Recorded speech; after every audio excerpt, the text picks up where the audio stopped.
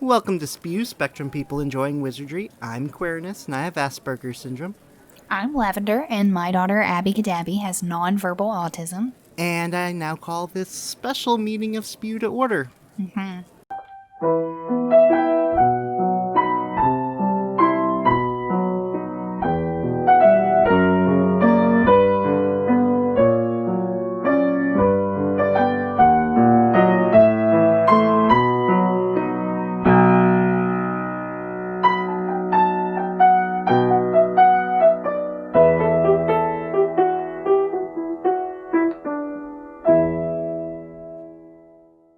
Hello, Lavender. Hello, Queerness.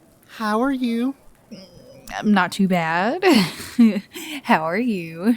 I have Scooby-Doo music stuck in my head, but I'm okay. As you may have noticed, this is not our originally planned Goblet of Fire episode. We are gonna talk about the stuffs. All of the stuff. The last 3 weeks have been absolutely bonkers. If you're a Harry Potter fan, The last week has been absolutely bonkers. yes. But I think the whole world over, the past 3 to 4 weeks have been absolutely bonkers for everybody, but past week specifically Harry Potter fans. Yeah. So, in case you haven't heard, Miss Rowling is now just 100% a TERF and is not. Well, no, she's still denying it. In denial about her turfness. Bless her heart, as we say in the South. If you're not familiar with the term, it stands for trans-exclusionary radical feminist, which she has had a few encounters in the past couple years. She has liked and followed some anti-trans tweets, and then last December she defended Maya Forstater, she was not fired, her contract was not renewed, because she refused to call a trans person by the pronouns they preferred. And she defended her. If you don't understand why this is such a big deal, it mainly just comes down to the fact that the core theme of the Harry Potter books, besides death, is love, acceptance, and denouncing prejudice. Do you agree with that? I would strongly agree with that. And in fact, a 2014 study found that kids who read Harry Potter were less prejudiced. But apparently this doesn't go for the author. Apparently not. And there's a pretty big timeline to cover in the midst of all of this. Like that covers about the last 2 years of what has happened so far. Everything else we're going to talk about has happened just in the last 3 weeks. On May 26th, she announced The Ichabod, which is her new children's book. It's a series of bedtime stories that was originally written when her kids were little and was intended to be published after the last Harry Potter book, and then ended up getting put in the attic and forgotten about until the quarantine, so she pulled it down and was releasing the chapters for free over the next couple months, with the official release being in August. There is also a contest where children can submit their drawings to the publishers for a chance for their images to be published in the book. All this is great. And then Nicholas Spurring, a transgender activist, tweeted, "Definitely something to keep a close eye on. In recent years, Rowling has made it clear that she can no longer be trusted around children." To which she very quickly responded, "Unless you want to hear from lawyers, you might want to rethink that tweet. I'm not wasting time arguing over willful misrepresentations of my views on transgenderism. Your timeline shows you're not big on the truth, but making serious insinuations like this comes with consequences." So she did quickly delete the tweet, saying that after she consulted with her lawyers, decided that the original tweet lacked clarity, and right or wrong, wealth is powerful. Which, yeah, that original tweet is very misleading if you were not aware of what it was. Yeah, what the context was, yeah. So that happened, and then a little later in the day, one parent tweeted a picture of the Ichabod that her 9-year-old daughter drew. Rowling responded, saying, "I love this truly fabulous Ichabod with its bat ears, mismatched eyes, and terrifying blood-stained teeth. In court, Wolf claimed the Facebook post in which he wanted to F up some TERFs was just bravado. So, this is very obviously a accidental copy and paste that was not intended in this tweet, but obviously she was very much looking into this in the midst of releasing her new book. She did apologize, saying that she did not mean to copy and paste that. Language was not appropriate for a tweet to a child, although the original post that was censored, so it wasn't like it actually said it, but it, yeah. She also promised them an autographed book, so, okay. Then we fast forward a few days. June 6th. This is where everything absolutely falls off the deep end.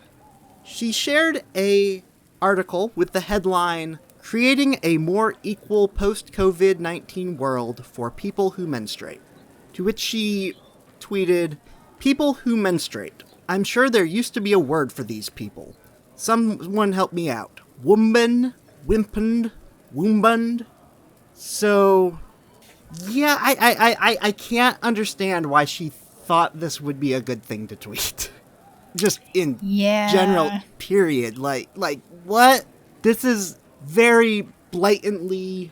And the part that I'm not even sure she fully understood was that this is not just targeting trans women, it is also targeting trans men and non-binary people who also menstruate. Yep. It's just, she really did not care that she was hurting anyone here. And that's the most baffling part. She then tweeted a lengthy string to try to explain her argument. Yeah, so she had a few tweets go out same day, just a little bit later that afternoon, where she said, "If sex isn't real, there's no same-sex attraction. If sex isn't real, the lived reality of women globally is erased. I know and love trans people, but erasing the concept of sex removes the ability of many to meaningfully discuss their lives. It isn't hate to speak the truth." She also went on to tweet the idea that women like me, who've been empathetic to trans people for decades, feeling kinship because they're vulnerable in the same way as women, i.e. to male violence, hate trans people because they think sex is real and has lived consequences is nonsense. I respect every trans person's right to live any way that feels authentic and comfortable to them. I'd march with you if you were discriminated against on the basis of being trans. At the same time, my life has been shaped by being female. I do not believe it's hateful to say so. I don't understand what she's talking about. She acts like she is not apologizing for saying one thing when that's not what she said. She's, like, openly not apologizing for something that she didn't actually say. Does that make sense? Right. Now, if this on its own was the only part of this, I'd say that this is semi-forgivable and has some valid arguments, I guess. I guess it definitely has good conversation points that need to be discussed, I think.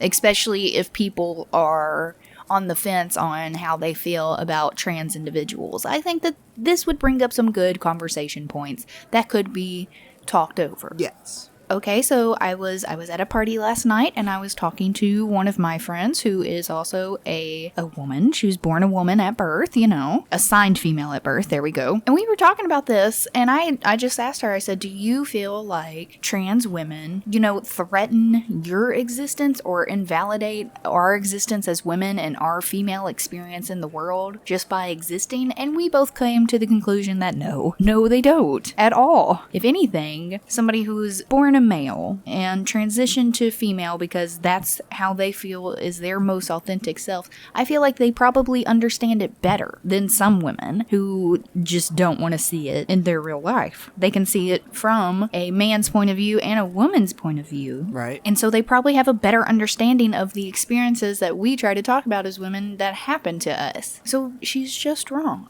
Which is why within an hour and a half of the second tweet, J.K. Rowling Rowling is a TERF is trending on Twitter. Yeah, it did not take long. The next day, Katie Lung, who played Cho Chang, she tweeted, "So you want to know my thoughts on Cho Chang? Okay, here it goes." She then proceeded to post 4 links to charities that support black trans women. Way to go, Katie. I thought that was brilliant. And then the next day, Daniel Radcliffe released a statement. His was quite long.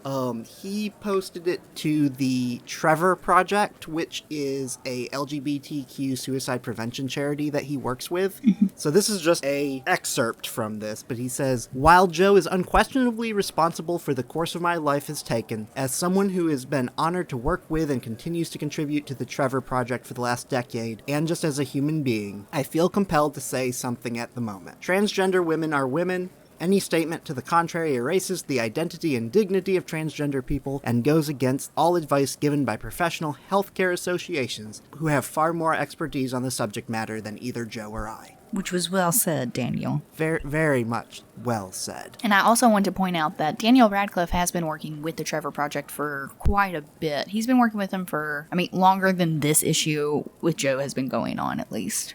Just need to point that out. Then the next day, Ivana Lynch, who played Luna Lovegood, she posted a pretty lengthy one as well, just kind of going over some highlights from this one. She started off by saying she wanted to stay out of commenting on JKR's tweets because it's impossible to address this subject on Twitter. She says, "I imagine that being trans and learning to accept and love yourself is challenging enough, and we as a society should not be adding to that pain, especially on Pride Month." She then actually goes on to say that as a friend and admirer of Joe, she cannot forget what a generous and loving person she is. To see her reduced to just this handful of tweets and basically ignores all of her philanthropic work and determination to help humanity and is still fighting for vulnerable people. So she goes on to say that she does not like cancel culture and that we can't boil a person down to just one specific opinion when there is so much that makes up a person.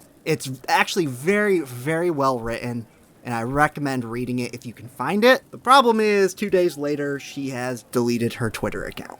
Ivana Lynch? Yep. So apparently she got a lot of hate, which is just so disappointing and sad. That is disappointing because looking over this looks like a very well thought out, well constructed retort. And then we have Miss Rowling's essay.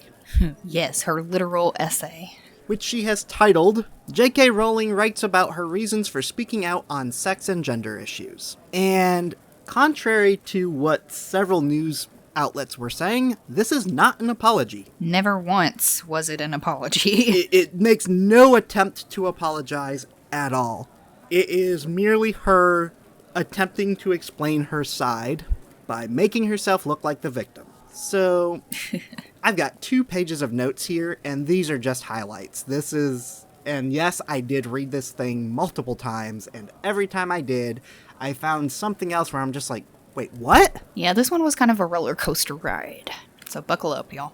She starts out explaining away the likes and follows from previous incidences. She explains that she is researching for a character in her novels, and all of the likes and follows were for research purposes and not because she actually liked them. With that being said, she knew exactly what was going to happen when she supported Maya, except she was surprised by the outpouring of support she received.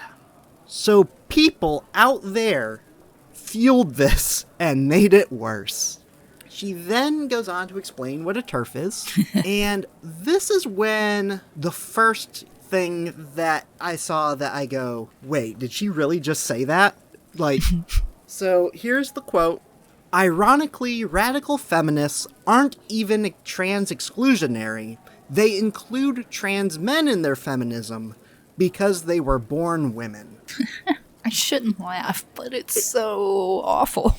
It's just like, okay, the whole point is not just excluding the person, but you're excluding their identity. This is the entire point. It's not ironic at all. It just proves the point.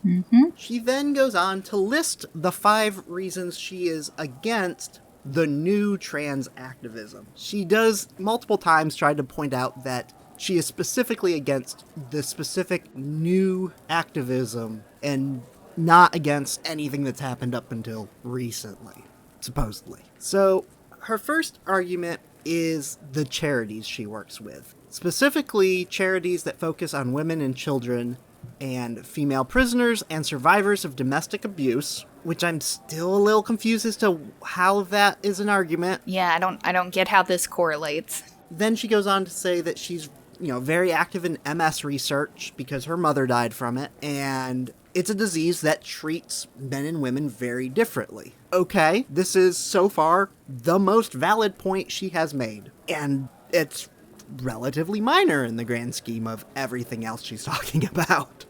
Yeah. Her next reason is a single paragraph that I reread like 5 times trying to figure out what the concern is.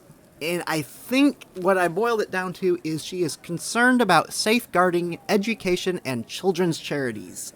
I really have no idea on this one. I think this comes down to, again, this weird false idea that trans people are trying to attack someone. I really have no idea. That's the only thing that I can think of that she would even get a reason to be concerned about safeguarding children's education and charities, which is terrible because it's based off of a false narrative. Her next reason is her interest in freedom of speech, and bringing up again that she has defended Trump just because he has freedom of speech and not because she agreed with anything he was saying. It's like, okay, I guess this kind of goes back to the whole Maya thing of freedom of speech to call people names. Okay. Again, I guess this is an argument. It's just not a good one. And then this is the big one. The baffling one? Like, this is probably 6 to 8 paragraphs on a huge explosion of young women wishing to transition and increasing numbers of detransitions.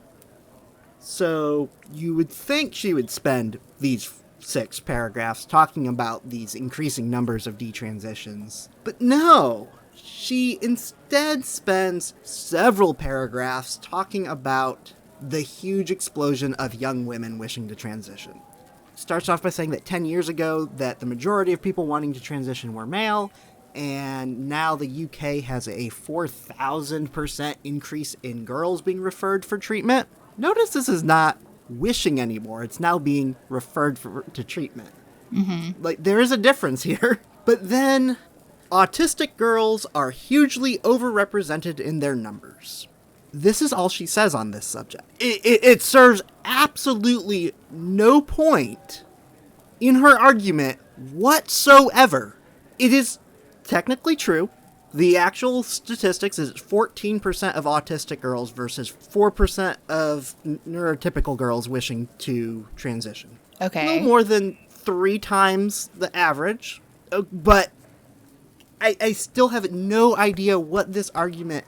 It's not an argument. It's just a random statement thrown in the middle of the conversation. Because she's trying to make the facts fit her narrative, is what it feels like. But there is no narrative. It's just fear-mongering. It serves no other purpose. Which is her narrative. That's the part, just the fact that she pulls this fact for absolutely no reason. She's trying to get sympathies. She then goes on to describe parents describing entire friend groups wishing to transition at the same time. This is, you can't catch the gay. Right, that's not how that works. We have already gone through this years ago. Why is this being used as an excuse again? They find these friend groups because they have these feelings, not the other way around. And then she just dismisses claims that people with gender dysphoria would commit suicide. Like, the fact that she's just, like, completely, like, this isn't an issue. Like, and she actually claims that this doesn't align with the studies. Which is completely untrue. Here are some actual facts. So, between 5 and 10% of LGB youth attempt suicide. We're talking attempt, not contemplate. This is between 1.5 1.5 and 3 times higher than heteronormative youth. Okay, 40% of trans people attempt suicide before age of 25. That is 4 times higher or more than just LGB youth. So, what studies was Joe looking at? I don't know. Then she writes 2 paragraphs about how if she was born 30 years later, she might too be trans. What the? What? Thank you. That's not how this works. Then she finally gets to this detransitioning claim, saying that 60 to 90% of gender dysphoric teens will grow out of their dysphoria. This is actually not completely off base. Is actually a accurate... I couldn't find these actual numbers, but I did find that the majority of teens who are diagnosed with dysphoria do grow out of it and will generally decide that they are some other LGBTQ instead. But if the dysphoria persists in all the way through puberty, then it is very likely to be permanent, which is also why most places do not allow for permanent solutions until at least the age of 18. So again, not really an issue. And this is when she starts bringing up this claim that all a person has to do is claim that they are a woman in order to be seen as one in the eye of the law. Do you have any facts on that? I do. You still have to live as that gender for 3 months before applying, and then there is another 3-month wait period after. Specifically, what she is targeting here is the idea that you no longer need to have hormone treatment or surgery in order to change your legal gender, which is... I still don't see the issue here, but it is not as simple as just deciding one day you want to change this on your license so that you can get into women's bathrooms. Yeah, because that's the narrative here. That is exactly the narrative she is falling into and is repeating here. It is not that simple, and it's not... And then we have the part where she turns around the narrative of being about being an abuse victim. So, she now is, for the first time, publicly stating that she was a victim of domestic abuse and sexual assault from her first husband, which is why she is concerned for single-sex spaces. And this is the part that I'm just like, again, there is no correlation here. Like, I stopped taking good notes at this point because it was just so frustrating that I couldn't. But then the last couple paragraphs of this is when she completely switches the whole thing around. And here's just the first paragraph from this. I believe the majority of trans-identified people not only pose zero threat to others, but are vulnerable for all the reasons I've outlined. Right here, I have no idea which reasons she is actually referring to here, because that does not line up with this statement. Trans people need and deserve protection. Like women, they are more likely to be killed by sexual partners. Trans women who work in the sex industry, particularly trans women of color, are at particular risk. Like every other domestic abuse and sexual assault survivor I know, I feel nothing but empathy and solidarity with trans women who have been abused by men. So she extends like this version of the narrative for several paragraphs, and I am just utterly confused. Yeah, she flip-flops a lot in this. She then brings up this idea that all you have to do to become a woman is to say that he is one, referring to the Scottish government proceeding with a controversial recognition plan. Specifically, she is talking about the Gender Recognition Act. It would allow transgender people to change their legal gender more easily. The bill in question, which has not been voted on yet, would remove the requirement for a medical diagnosis. It would allow Scottish citizens to apply in-country rather than having to go through the UK. And it does lower the age for the certificate from 18 to 16. But it does not impact their ability to use bathrooms or changing rooms in any way, because it is not changing how this law already exists and is already protecting against discrimination in this area. So the thing she's afraid of already exists, and this particular law is not does not have any effect on it in any way. So she's just spewing stuff out. And to use the word she used, she was triggered and then did not do any other research and just started spouting. Gosh, do better, Joanne. That's not how this works, Joanne. Not how this works, Joanne. So then we have a few more people then make some public statements. Eddie Redmayne spoke to Variety and said, "As someone who has worked with both J.K. Rowling and members of the trans community, I wanted to make it absolutely clear where I stand. I disagree with Joe's comments. Trans women are women, trans men are men, and non-binary identities are valid.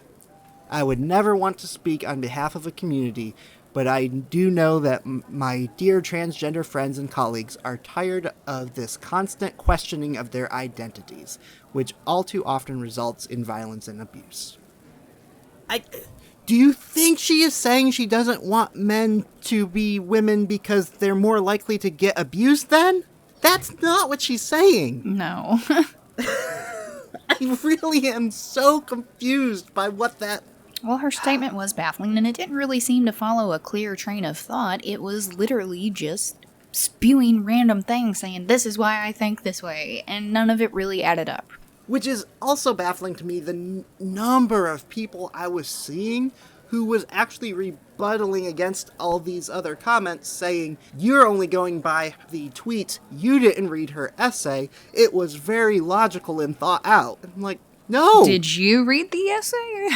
Right! Alright, moving on. Emma Watson tweeted, "Trans people are who they say they are and deserve to live their lives without being constantly questioned or told they aren't who they say they are." Which kind of got some flack for being kind of generic and not exactly taking sides. Yeah. But, okay. We see where Emma was going with that. Bonnie Wright says, "If Harry Potter was a source of love and belonging for you, that love is infinite and there to take without judgment or question. Trans women are women. I see and love you, Bonnie."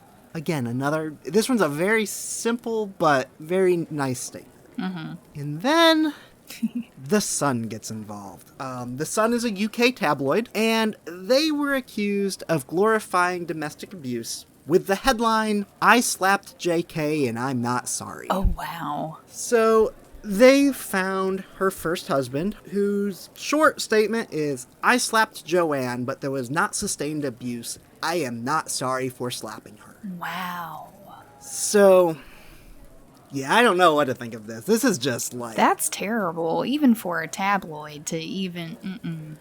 That's terrible. The Sun should be ashamed of even publishing that. But then he's also just like, he doesn't care, but then he's also just like, yeah, I didn't do that. I did that, but she's lying. Like, this one statement is just very, this guy's not a good guy. And then on the 12th, we have a few more people making statements. Dan Fogler put out a statement that I also think is very good. Let's skip to the middle here. "If a person tells you they are a man or a woman or somewhere anywhere on the gender spectrum, they deserve to be treated with respect and support. And that is regardless of what they may look like on the outside. It is not anyone's place to label or classify another person. You think, therefore you are. I am committed to continuing my educational work towards becoming an ally to the trans community that has already suffered so much pain and discrimination. I love JK and thank her for creating the role of a lifetime for me in Jacob Kowalski. The core of Jacob's character and story is that he is a human nomad and considered a different class altogether by many wizards. Jacob somehow finds love with a magical witch, and even though it's forbidden, as so many of Joe's stories teach us, love triumphs over all, and to accept people for who they are. Love is the most powerful magic and cannot be contained. We need to love each other for who they are and whoever they want to be. That is the magic that needs to happen." Oh, well said. I love the fact that he just very much turns her own words against her, basically, here. Yeah. And then Rupert Grint spoke to The Times and said, "I firmly stand with the trans community and echo the sentiments expressed by many of my peers. Trans women are women, trans men are men, and we should all be entitled to love and live without judgment." So, thank you, Rupert. Mm-hmm. All right. That is all I have today. That's all? This was quite a bit. It's been a lot. This is 2 days ago. I was looking at this. I'm like, this has only been 3 days. Yeah. Like, it's felt like it's been so much longer than that. It really does.